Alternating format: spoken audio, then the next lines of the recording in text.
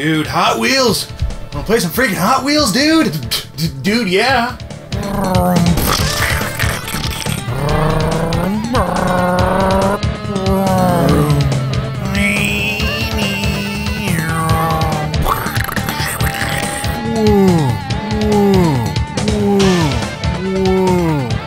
Yeah, these are awesome! If only I could play with them for real, like in a computer game.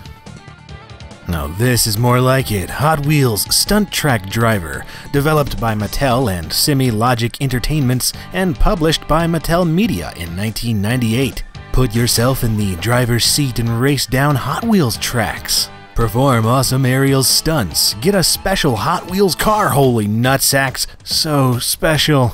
In addition to the car, inside the box you get the game on a single CD-ROM and a manual covering things that manuals cover and nothing more, because it is a manual, it is not a manual. Stunt Track Driver, or STD, begins with an intro video showing what is essentially the luckiest and/or richest kid on Earth getting an absolute metric crap ton of Hot Wheels track sets delivered to his doorstep. He then proceeds to make the most insane track designs his spoiled little mind can dream up, and apparently all you get is smacked in the face with explosive Hot Wheels cars and logos. Then it's main menu time, where you have the choice of racing the World Championship, making your own custom tracks, playing a single race, or exiting the game using the most curiously small blue door I think I've ever seen. Why is it so small?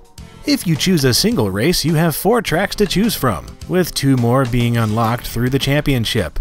You can then choose your car from a selection of 3, at least at first.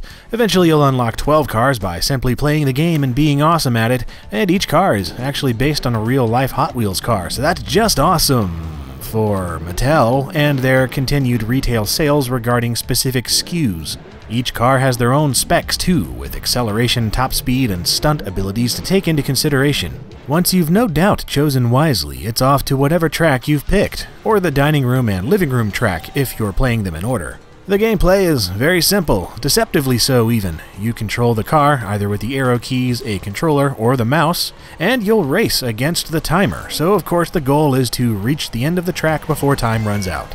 Along the way, you'll come across all sorts of tricky turns, jumps, and obstacles on the track that you'll have to deal with. However, there are also stunts to take into consideration. After all, this is Stunt Track Driver. You're a driver on a stunt track, which implies stunting, and driving, and tracking. Yeah, that's everything it implies. So in addition to the gas, brake, and steering, you also have keys to control your car in the air. Physics, don't worry about that pesky stuff. Just toss and twist your car all over the place and try to land it. If you do, you get fireworks and an ambiguous stunt score at the end of the race. If not, well, you'll crash and burn and lose precious time. In fact, that time is so freaking precious that usually you're only allowed 1 crash, maybe 2, or you won't have enough time to finish the race, even with an exceptionally fast car. So what I said about the game being deceptively simple? Yeah, well, I meant it. Did you listen to me when I said it the first time? Well, I'm saying it again. This game is deceptive. Ages 5 and up. Give me a break. I was playing this when I was 12 years old, and it was hard as crap then. Now that I'm 26, it's even friggin' harder than crap. Harder than crap. This crap is hard, man. As you've probably noticed by now, the game is actually a pre-rendered full-motion video playing in the background with your car being the only 3D object in the game. It's a neat trick that was used all the time in the earlier 90s, and while it looks kinda cool and ran on lower-end hardware of the time, it also means that the tracks are more finicky than a perfectionist interior designer with OCPD picking out curtains for feng shui. And collision detection isn't exactly a thing in Stunt Track Driver. I mean, once you figure out the quirks, it's not so bad, but you can't go on visuals alone to determine what will crash you and what won't. It's only through trial and error that you'll find there's a bit of a phantom area on the edges of your car, and it varies by car, so if something touches you beyond that by even a pixel, you're going to crash. Even turning too sharply crashes you, so you really need to memorize every last bit of these tracks to have any chance at competing.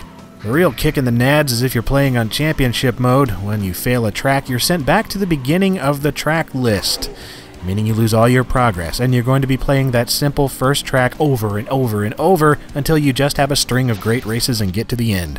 However, when you start to learn the game's quirks, the track layouts, which cars are better for what, and get the hang of the stunts you can perform, the game actually comes together quite well. It's just immensely satisfying to pull off a ton of sweet stunts without crashing, and the better you get, the more cars and tracks you'll unlock, so while you'll be replaying most of the tracks over and over to get the hang of them, it at least gives you a pretty nice stream of content for a while. Problem is, most of the cars you unlock end up being pretty useless, unless you just want to handicap yourself and make the game even harder.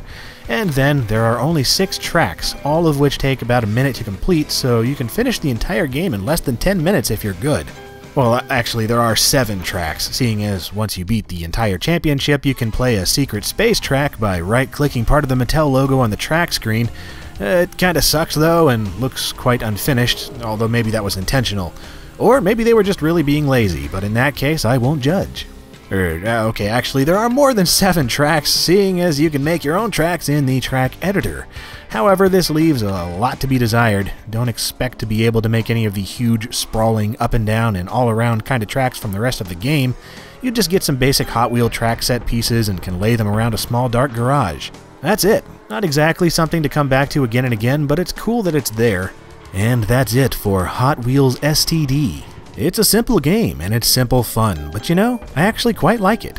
Even if it's sometimes needlessly difficult due to the track designs and the nature of FMV backgrounds, it's still absolutely full of charm and time trial stunt racing goodness. For some reason, this game always reminds me of summertime as a kid, where you didn't have school, you didn't have anything, you were just playing outside or in your room with lots of toys and even more imagination. I may not play it but for 20 minutes at a time anymore. But those 20 minutes are constant wafts of pure nostalgia and memories of simpler times. I mean, really, what better than a simple little game to recall simple little times? I can't think of a dang thing, and as such, I'd definitely recommend giving the game a look if you happen to run across a cheap copy. It may infuriate you for a bit and leave you somewhat unfulfilled as far as content goes, but rest assured, it's silly, it's fun, and it's childlike, and I think there's some value in that.